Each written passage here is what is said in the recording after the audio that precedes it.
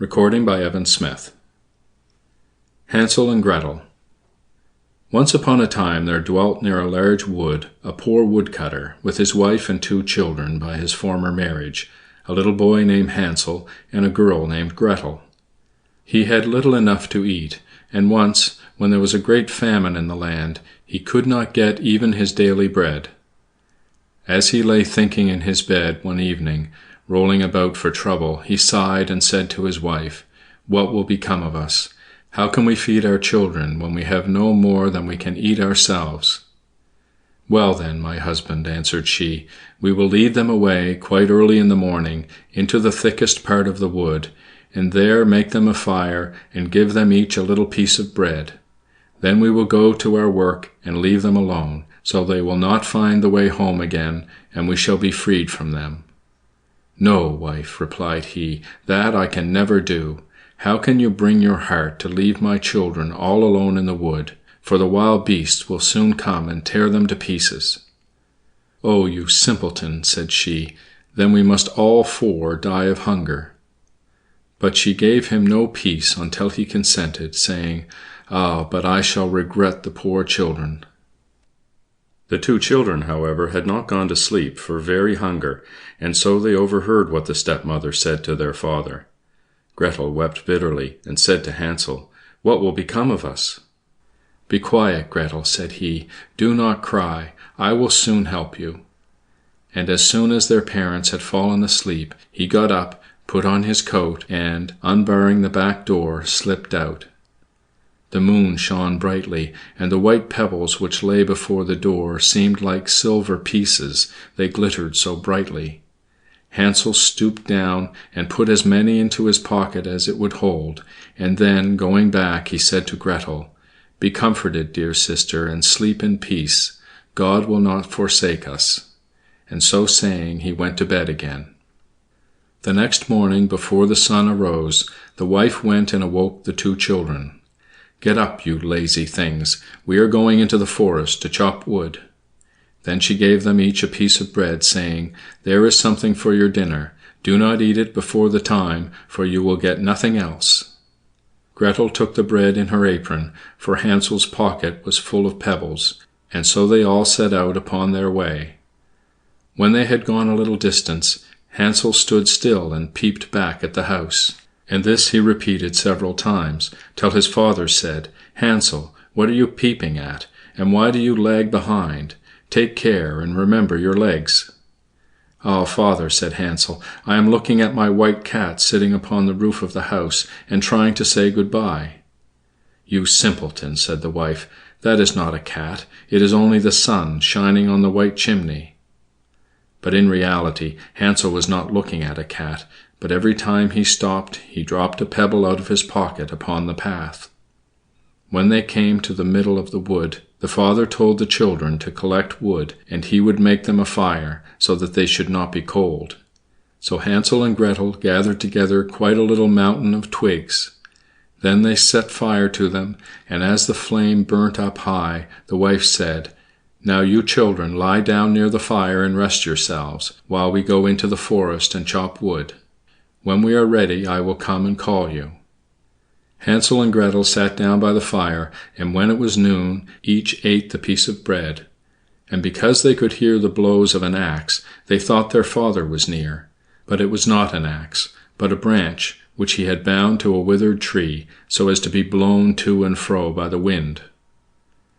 They waited so long that at last their eyes closed from weariness, and they fell fast asleep.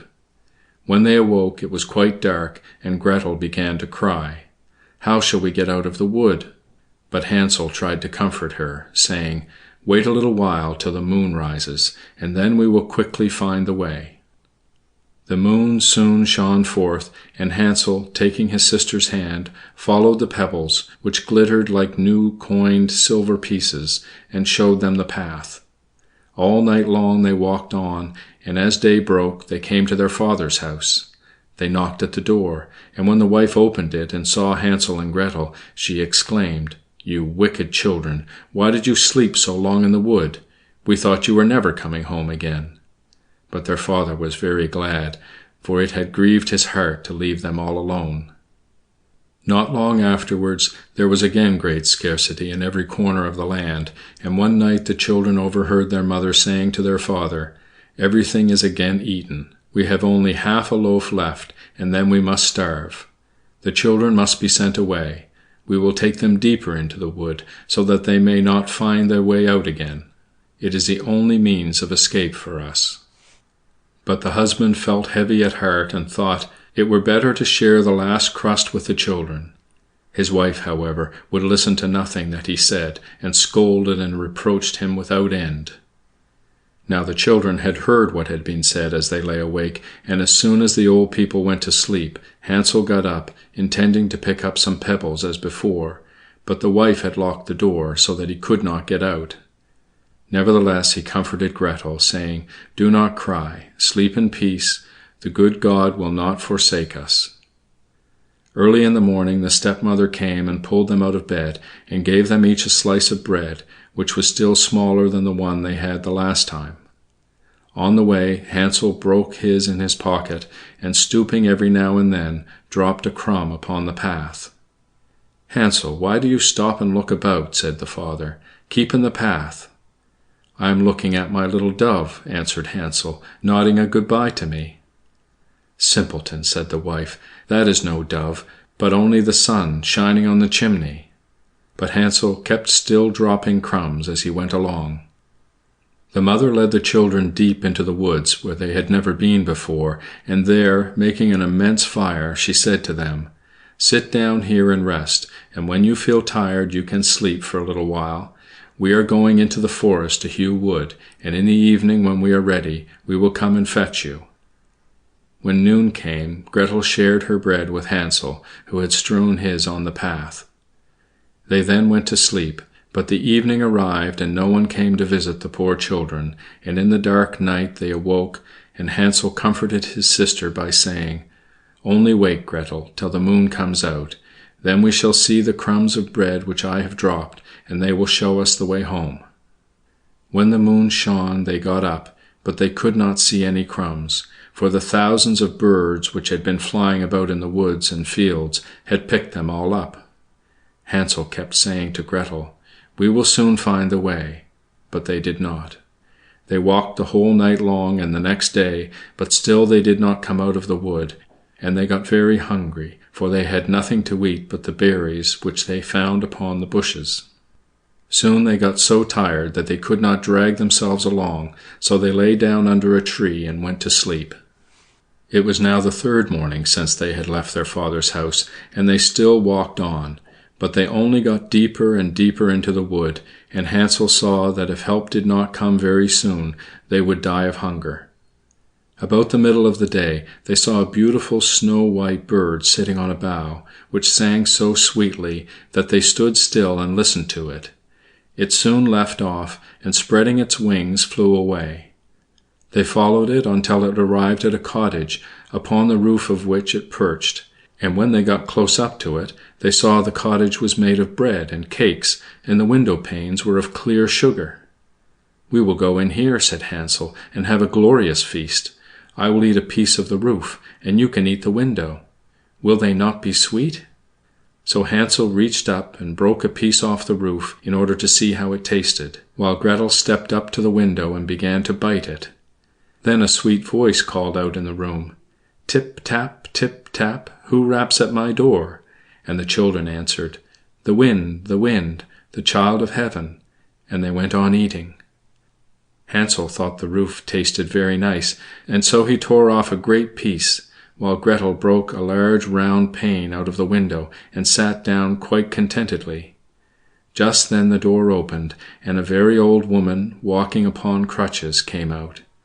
Hansel and Gretel were so frightened that they let fall what they had in their hands, but the old woman, nodding her head, said, "Ah, you dear children, what has brought you here? Come in and stay with me, and no harm shall befall you." And so saying, she took them both by the hand and led them into her cottage. A good meal of milk and pancakes, with sugar, apples, and nuts, was spread on the table, and in the back room were two nice little beds, covered with white, where Hansel and Gretel laid themselves down and rested happily after all their hardships. The old woman was very kind to them, but in reality she was a wicked witch who waylaid children, and built the bread house in order to entice them in. Then, as soon as they were in her power, she killed them, cooked and ate them, and made a great festival of the day.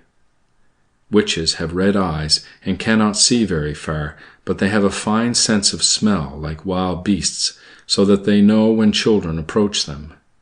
When Hansel and Gretel came near the witch's house, she laughed wickedly, saying, "Here come two who shall not escape me." And early in the morning, before they awoke, she went up to them, and saw how lovingly they lay sleeping, with their chubby red cheeks, and she mumbled to herself, "That will be a good bite." Then she took up Hansel with her rough hand, and shut him up in a little cage with a lattice door, and although he screamed loudly, it was of no use. Gretel came next, and shaking her till she awoke, she said, "Get up, you lazy thing, and fetch some water to cook something good for your brother, who must remain in that stall and get fat. When he is fat enough, I shall eat him." Gretel began to cry, but it was all useless, for the old witch made her do as she wished. So a nice meal was cooked for Hansel, but Gretel got nothing but a crab's claw. Every morning the old witch came to the cage and said, "Hansel, stretch out your finger that I may feel whether you are getting fat." But Hansel used to stretch out a bone, and the old woman, having very bad sight, thought that it was his finger, and wondered very much that he did not get fatter. When 4 weeks had passed, and Hansel was still quite lean, she lost all her patience and would not wait any longer. "Gretel," she called out in a passion, "get some water quickly. Be Hansel fat or lean, this morning I will kill and cook him." Oh, how the poor little sister grieved, as she was forced to fetch the water, and fast the tears ran down her cheeks. "Dear good God, help us now," she exclaimed. "Had we only been eaten by the wild beasts in the wood, then we should have died together." But the old witch called out, "Stop that noise, it will not help you a bit." So early in the morning, Gretel was forced to go out and fill the kettle and make a fire. "First we will bake, however," said the old woman. "I have already heated the oven and kneaded the dough." And so saying, she pushed poor Gretel up to the oven, out of which the flames were burning fiercely.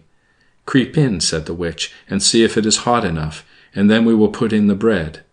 But she intended, when Gretel got in, to shut up the oven and let her bake, so that she might eat her as well as Hansel. Gretel saw what her thoughts were, and said, "I do not know how to do it. How shall I get in?" "You stupid goose," said she, "the opening is big enough. See, I could even get in myself." And she got up and put her head into the oven. Then Gretel gave her a push, so that she fell right in, and then, shutting the iron door, she bolted it. Oh, how horribly she howled, but Gretel ran away and left the wicked witch to burn to ashes. Now she ran to Hansel, and opening the door, called out, "Hansel, we are saved. The old witch is dead." So he sprang out like a bird out of his cage when the door is opened, and they were so glad that they fell upon each other's neck and kissed each other over and over again. And now, as there was nothing to fear, they went into the witch's house, where in every corner were caskets full of pearls and precious stones. "These are better than pebbles," said Hansel, putting as many into his pocket as it would hold, while Gretel thought, "I will take some home too," and filled her apron full. "We must be off now," said Hansel, "and get out of this enchanted forest." When they had walked for 2 hours, they came to a large piece of water. "We cannot get over it," said Hansel. "I can see no bridge at all." "And there is no boat either," said Gretel. "But there swims a white duck. I will ask her to help us over." And she sang, "Little duck, so blithe and merry, Hansel, Gretel, here we stand. There is neither bridge nor ferry. Row us on your back to land." So the duck came to them, and Hansel sat himself on her back, and bade his sister sit behind him. "No," answered Gretel, "that will be too much for the duck. She shall take us over one at a time." This the good little bird did, and when both were happily arrived on the other side, and had gone a little way, they came to a wood, which they knew the better every step they went, and at last they saw their father's house. Then they began to run, and bursting into the house, they fell on their father's neck. He had not had one happy hour since he had left the children in the forest, and his wife was dead. Gretel shook her apron, and the pearls and precious stones rolled out on the floor, and Hansel threw down one handful after another out of his pocket. Then all their sorrows were ended, and they lived together in great happiness.